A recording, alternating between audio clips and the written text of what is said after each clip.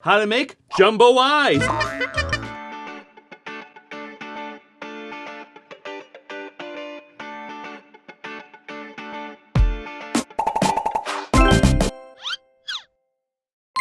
Hello, my name is Adam Krutinger, and today I'm going to teach you how to make jumbo eyes for your puppet. Now this is like my 7th video for making eyes for your puppet. If you click here, I actually have an entire playlist that I made on just how to make puppet eyes. But this video is a little different because I wanted to be able to make really big, jumbo, oversized puppet eyes. The problem that you typically have with scaling things up is the bigger you get, the heavier it gets. But I came up with a way to make quality puppet eyes that don't weigh too much. And that's with using one of these.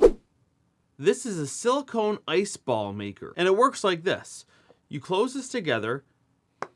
It's used for making spherical ice cubes for your drinks. Here's how it works. You typically pour the water into this spout, fill it up all the way, and then put it in the freezer overnight. Then the next morning you can open it up, and then you have a nice ice sphere. So I thought if it works for ice, then it must work for plastic too, since most plastic molds are also made out of silicone. The only problem with that is if we fill it with resin, it would be solid and really heavy. However, if you use a specific type of plastic, you can actually get it to be hollow. It's a technique called rotocasting, but we're gonna do it by hand. For the regular puppet eyes like we've made before, most puppeteers use SmoothCast 300. That one cures really quickly, the snap cure. We need something that's gonna cure slowly, so that way we can coat the whole inside without filling it up all the way. And for that we use SmoothCast 65D. I tend to use this for casting my regular eyes too. Kind of handy to be able to have one thing on the shelf that works for both. Let's get started.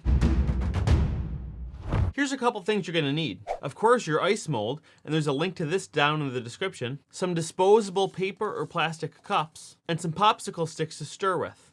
Of course, you need the SmoothCast 65D. This comes in 2 parts that have to be mixed together. The nice thing about this is it's super simple. It's a 1-to-1 ratio. You don't have to do much fancy measuring. Once they're poured, they can look kind of similar. So to make sure I don't get the cups mixed up, I'm gonna label them. This is gonna be part A, and this is gonna be part B. Be sure to read the directions really well before using this. It should be well shaken before you use it, and you should be doing this in a well-ventilated area. I'm gonna pour in part A first, like this.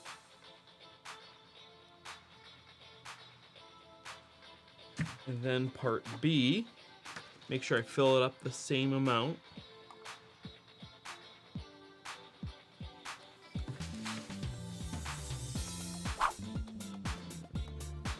That looks good. Now I'm gonna mix it together. Best to mix it together in a 3rd cup though. So I'm gonna pour both of these in and then stir it together really well. Now rather than pouring this into the spout, that's kind of a mess. I found that you can just open this up and pour it in the bottom half. And then once it's poured there, then you put the cap on. And then I like to use a little bit of saran wrap too. And I don't shove this into the hole. I just kind of put it on top like this to plug it with my finger so that I can do the rotocasting. So now here's how I do it. You just slowly rotate your hands like this. And you have to do this for about 3 minutes. Make sure you don't go too fast. I've tested it at a couple different speeds, and doing it just like this seems to work out the best. You might be wondering, how will you know when this is done? Now the way to tell is by looking at your mixing cup. When this turns white, then you'll know it's cured.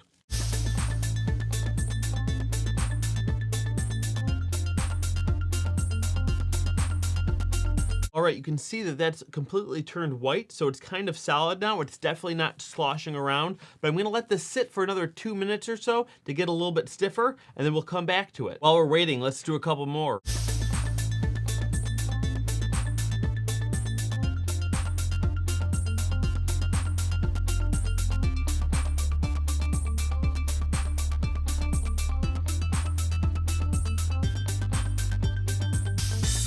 Okay, I have a couple done, and I'm gonna do a few more too. Also, there's a really cool technique that I'm gonna show you in a couple minutes. But let's demold some of these. This was the first one I did. I'm not quite sure how that came out. A lot of times the first one I do is a little bit goofy. I can feel that it's a bit thin in this area. I can feel it. Yeah, that's pretty nice. Yeah, it's definitely really thin in this area. I can actually see, at least to my eye, I'm not sure if the camera picks it up, but it's a little bit translucent there. But if that happens, it's really easy to fix. All you do is you mix up a little bit more, and now you don't even need the mold. You just pour it inside this hole, and then cover that up with a little bit of the wrap, and then just do the same thing like this. This is one I did earlier too. You can see that there was a big lump of the plastic on one side. So this one turned out kind of like how this one was, where it was really thin on one side and then really thick on the other side too. But that doesn't make this useless. That just means I could just use probably half of the sphere.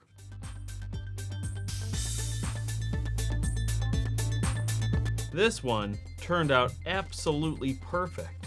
All we have to do is sand this down and cut that off and sand it too. We have a perfect eye. Let's see this one too. There we go. We have another great one. Now let's sand these down and see how they look.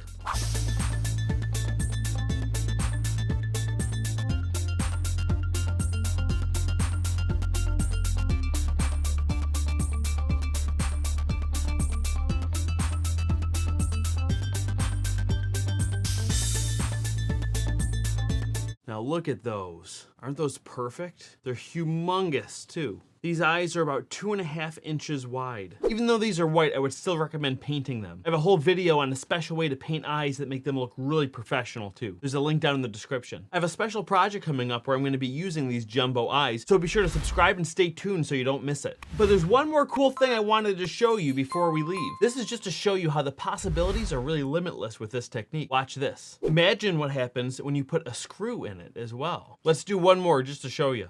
Now what I'm gonna do is set the screw through this hole right here like that. Now you don't want the screw to be pulled all the way down or else there's not gonna be enough for the plastic to bite around. What you really want it to do is to be a little bit more inset, kind of like this. So I'm gonna push that through, and I'm also gonna wrap this in saran wrap a little bit on the top here so it acts kind of like a stopper.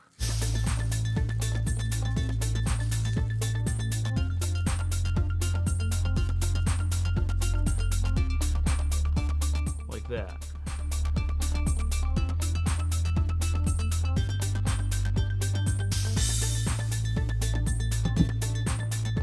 Should take a bit less.